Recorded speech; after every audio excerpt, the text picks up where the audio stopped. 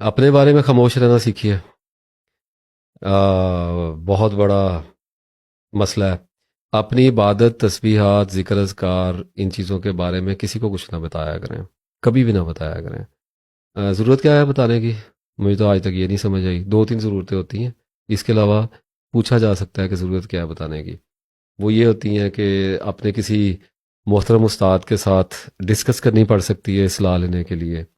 کوئی غلطی ہے تو، یا پھر استاد بیان کر سکتا ہے اپنے شاگرد کو اس کی حوصلہ افزائی کے لیے، اس کو بتانے کے لیے، دکھانے کے لیے کہ اس سے زیادہ بھی کرنا ممکن ہے، بتایا جا سکتا ہے. لیکن وہ بڑا جو ہے سالک کی تربیت، اصلاح اس میں پیش نظر ہوتی ہے، یہ انڈرسٹینڈ. لیکن بہرحال استاد کو رسک تو لینا پڑتا ہے. اس میں شاگرد کا جو رسک ہوتا ہے وہ کم ہوتا ہے اس معاملے میں. اس کی پھر بھی لا علمی کی وجہ سے بچت ہو جاتی ہے، بے وقوفی کی وجہ سے اس کو عذر مل جایا کرتا ہے. کیونکہ بتانے کا جو حکم ہوتا ہے وہ استاد صادر کرتا ہے. کیونکہ شاگرد جب استاد کے پاس جاتا ہے کہ استاد پوچھ لیتا ہے کیا پڑھ رہے ہو، کیا چل رہا ہے، تو حکم صادر ہوا ہے نا. خود تو بتانا بھی نہیں چاہیے، بس بیٹھے رہنا چاہیے. اگر استاد پوچھے تو بتا دیجئے. یا اگر خلجان بہت زیادہ آ رہا ہے، کیونکہ کیا پوچھنا ہے؟ اگر درود ابراہیم کی صلی اللہ علیہ وسلم کی تسبیح کر رہے ہیں، کوئی اور تسبیحات کر رہے ہیں، کوئی تہجد پڑھ رہے ہیں، نمازیں پوری ہیں، قرآن پاک پڑھ رہے ہیں، تو الجھن اگر کہیں پہ ہے تو پوچھیں گے نا. ادروائز کیا بتانا ہے؟ ہاں، بسا اوقات یہ بتانا پوچھنا پڑ سکتا ہے کہ زیادہ پڑھا جا رہا ہے یا کم پڑھا جا رہا ہے. ٹھیک تلفظ کے ساتھ پڑھا جائے تو ایسی چیزیں ہو جاتی ہیں. لیکن استاد جب بتاتا ہے نا اپنے بارے میں تو وہ رسک اٹھاتا ہے، کیونکہ پھر اللہ جانے وہ جانے کہ عام طور پہ تو استاد تعلیم کے اور تربیت کے لیے ہی بتاتا ہے. لیکن اگر بیچ میں ایگو انوالو ہو گئی اور ذرا زبان پھسل گئی، کیونکہ جتنے بھی نیکی ہوتی ہے لوگوں میں، جھوٹ تو منہ سے پھر بھی تھوڑا بہت اپنی انا کے لیے نکل ہی جاتا ہے. اللہ تعالیٰ معاف کرے مجھے بھی اور باقی سب کو بھی. لیکن کام تو خیر رسک اٹھانے والے لیکن استاد کے اوپر رکھا ہوا ہے. بس یہ کچھ ضرورتیں مجھے دکھائی دیتی ہیں. لیکن عام طور پر اگر آپ لوگوں کو اپنی روحانی کیفیات، تسبیحات، وظائف، اوراد، اپنی جو بھی عبادات ہیں ان کے بارے میں زیادہ لوگوں کے ساتھ اگر آپ ڈسکس کرنا شروع کر دیتے ہیں نا، تو عبادت اور کیفیت دونوں کے سلب کر لیے جانے کا خطرہ پیدا ہو جاتا ہے. جنہوں نے بھگتی ہے نا، وہ ان کو آئے گا مزہ میری بات کو سن کے، ان کی آنکھوں میں آئے گا پانی. جنہوں نے بھگتی ہے، یہ سزائیں اتنی بڑی ہوتی ہیں. جب اللہ کے راستے میں چلنا ہے نا تو پھر جھول کھائی ہوئی عقلوں کے ساتھ نہیں چلا جاتا. یہ تو پھر لوگ سمجھتے ہیں جوگی جو ہے وہ مست ہوتا ہے. جوگی کی تو آنکھیں سانپ کی لگی ہوتی ہیں، اسے تو ڈھونڈنا ہوتا ہے.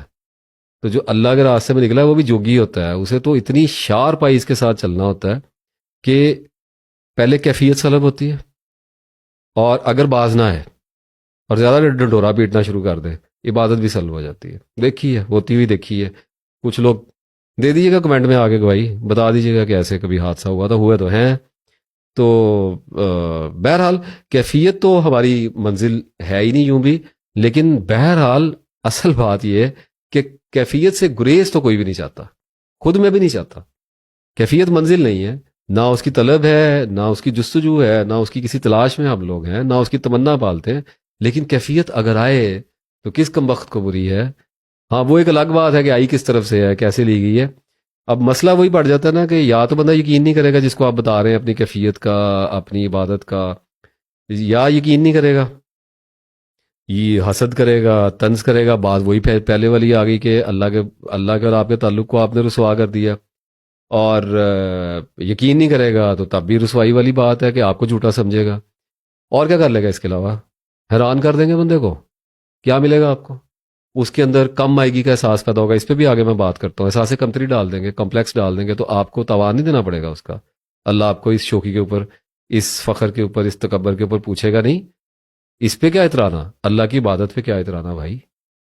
اللہ کی عبادت پہ کیا اترانا؟ وہ چلیں، کوئی حونک ہونے کی ایک حد بھی ہوتی ہے. وہ سمجھ میں یہ ہوتی ہے کہ آدمی اللہ کے پاس جائے اور آدمی یہ بہانہ کرے کہ مال و دولت پہ اترا گیا، بچوں پہ اترا گیا، کوٹھیوں پہ اترا گیا، عورتوں پہ اترا گیا، اپنے علم پہ اترا گیا. مان لیں اپنی روحانیت پہ اترائیں گے کیا؟ فکر ہے یہ. فقیری کا کیا تکبر ہوتا ہے؟ اتنا پڑھا میں نے، اتنا پڑھا میں نے، اتنا پڑھا، میری یہ تہجد، میری یہ کیا فخر ہے؟ یہ تو آپ فکر کے رستے پہ چلے ہیں. آپ اللہ کے فقیر ہو رہے ہیں. ربی انی لما انزلت الیہ من خیر فقیر. اس پہ کیا لوگوں کو بتانا ہے؟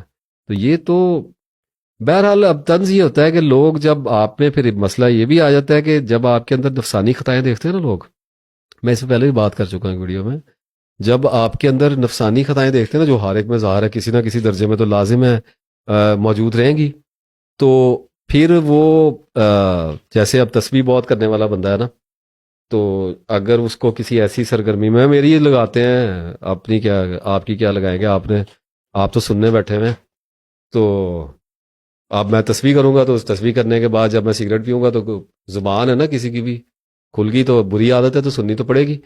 تو وہ اگر کہہ دے گا یار اب تسبیح پڑھتے ہیں نماز پڑھتے ہیں اچھے بھلے آدمی ہیں آپ یہ کس گند میں پڑے ہوئے ہیں، تو طنز کریں گے لوگ. اور آپ کی نفسانی خطا کو اللہ تعالیٰ کے ساتھ آپ کے معاملے کا جو ہے نا اس کو جوڑ کے آپ کو کمپیئر کر کے آپ کو نیچا دکھانے کی پست کرنے کی لیولنگ کرنے کی آپ کی کوشش کریں گے. زمانہ لیولنگ کا ہے، اسکینڈل سے آپ کا بنانے کی کوشش کریں گے. تو ٹھیک ہے یہ تو برداشت کرنا ہوتا ہے، اس کا تو زیادہ سٹریس نہیں لینا ہوتا. چپ چاپ جو پڑھ رہے ہیں جو آپ نے اللہ کے رستے میں اللہ کو یاد کر رہے ہیں وہ جو بھی ذکر جاری ہے کچھ بھی ہے اس کو آپ کرتے رہیں.